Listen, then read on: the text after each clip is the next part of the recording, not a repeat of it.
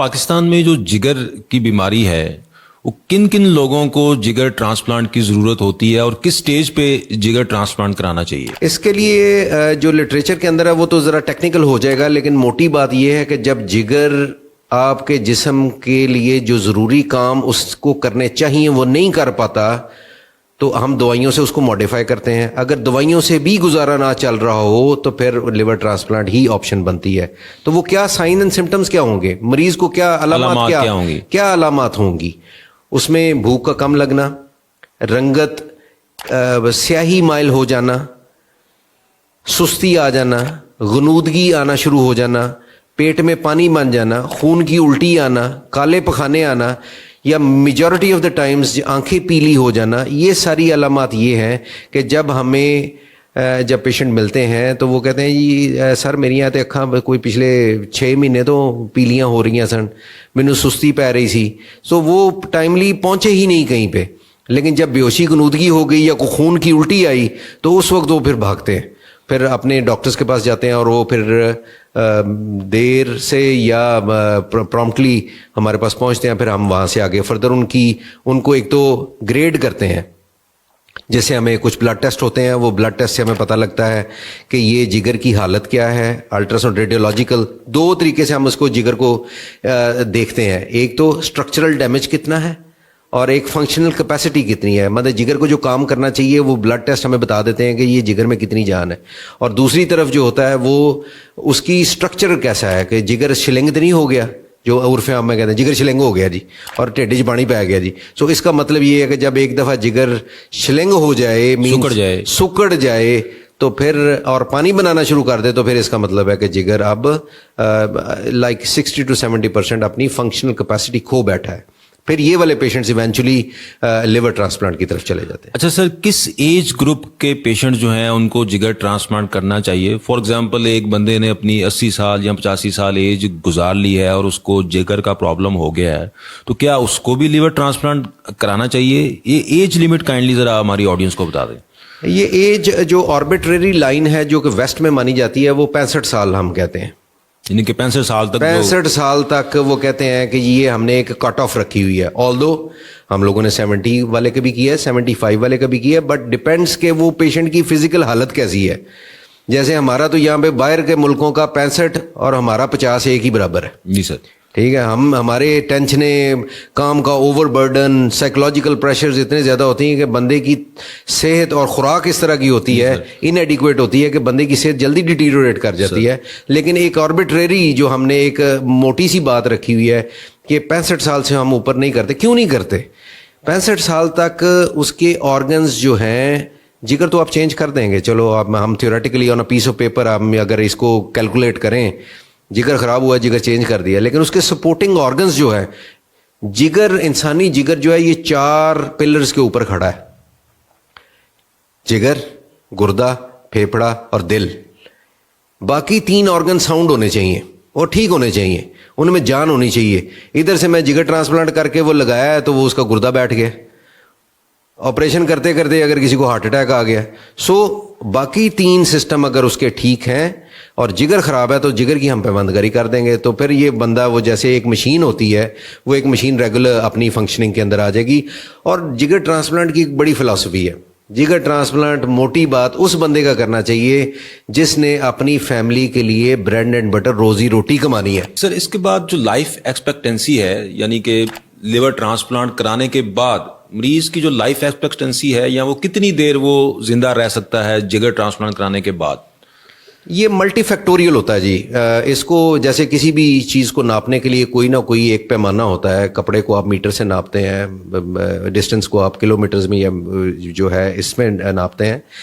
اس کو ناپنے کا ایک پیمانہ یہ ہے کہ 1 ایئر سروائیول کتنی ہے، 3 ایئر سروائیول کتنی ہے، 5 ایئر سروائیول کتنی ہے اور 10 ایئر سروائیول کتنی ہے.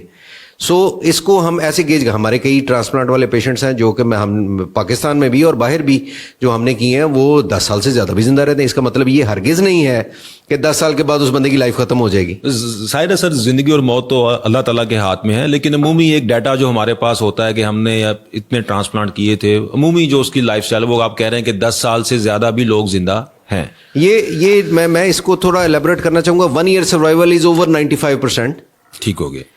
जो हमारे मोटी एक बात थी कि अगर 100 ट्रांसप्लांट अगर आप करें तो ओवर 90% जो है 1 ईयर सर्वाइव करेंगे। यानी कि 1 साल के बाद तक वो 95% लोग जिंदा रहते हैं। 95%।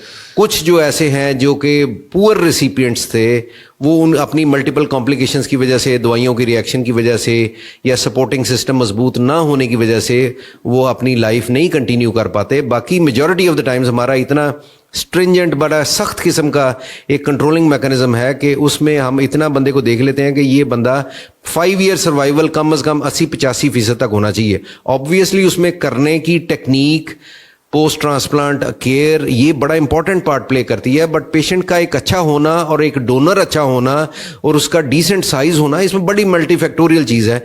लेकिन बाय एंड लार्ज एक आम पब्लिक के लिए ये बात है कि 5 ईयर सर्वाइवल, अगर मोटी जो बात दरमियान में ली जाती है कि ओवर 85% इसकी 5 ईयर सर्वाइवल वेस्ट में भी और यहाँ पे भी है। लिवर ट्रांसप्लांट जब आप लोग जब करते हैं सर, तो कितनी देर पेशेंट हॉस्पिटलाइज रहता है? उसको कितनी देर और उसको कितने क्या क्या चीजें उसको रिक्वायर्ड होती हैं जिगर के अलावा?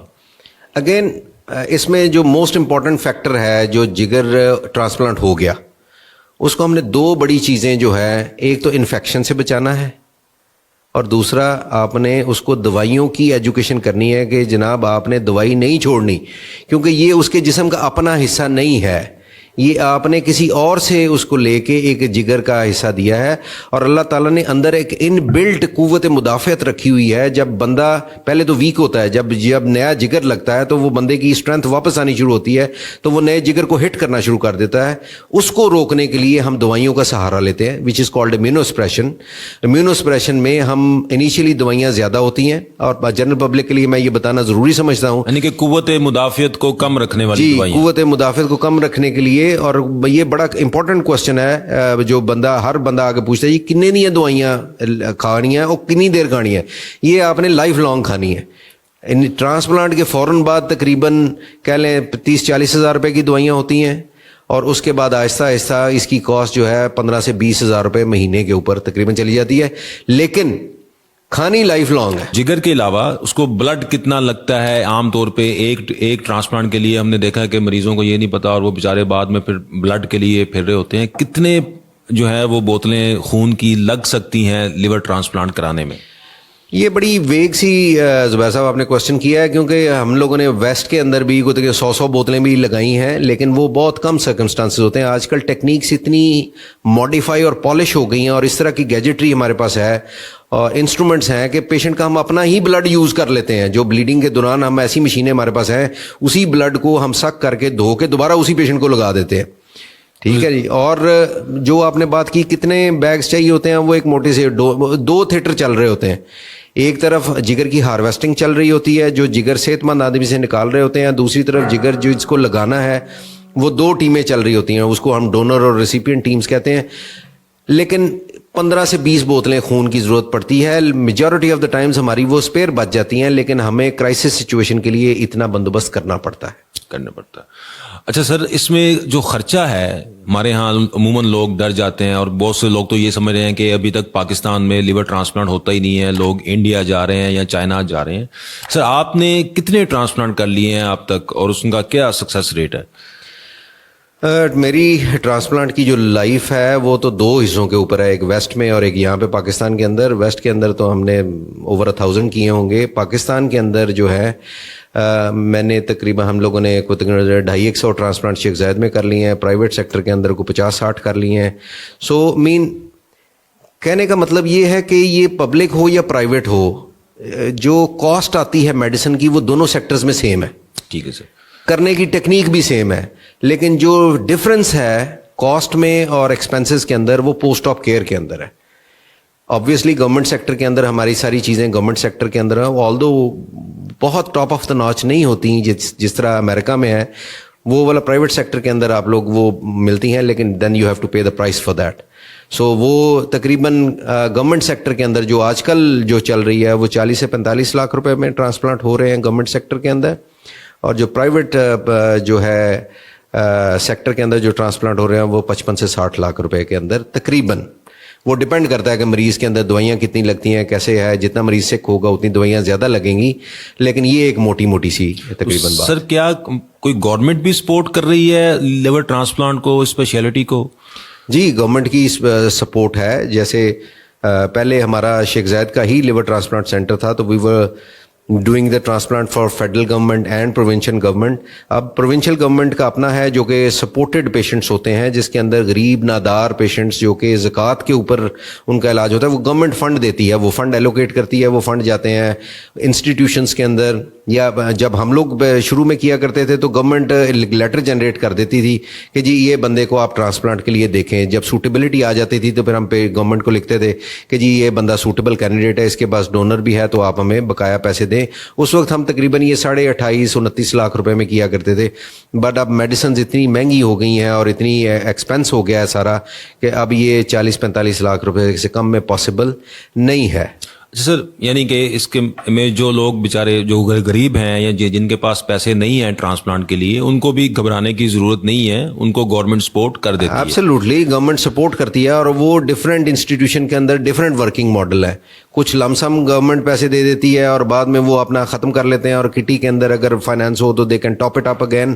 لیکن یہ کہ جو پنجاب کے اندر PKLA کے اندر دے رہے ہیں, وہ ایک جنرل فنڈ دے رہے ہیں, ان کی اپنی ہاسپٹل کی اتھارٹی ہے, تو وہ ڈیسائیڈ کرتی ہے کس کو کتنا دینا ہے. اگر کوئی پارشلی افورڈیبل ہو تو کچھ حصہ پیشنٹ اور اس کے ریلیٹیوز پے کرتے ہیں, کچھ گورنمنٹ اس کو میچ کر دیتی ہے اور اس کا تاکہ علاج ہو سکے. بہت شکریہ سر, تھینک یو ویری مچ.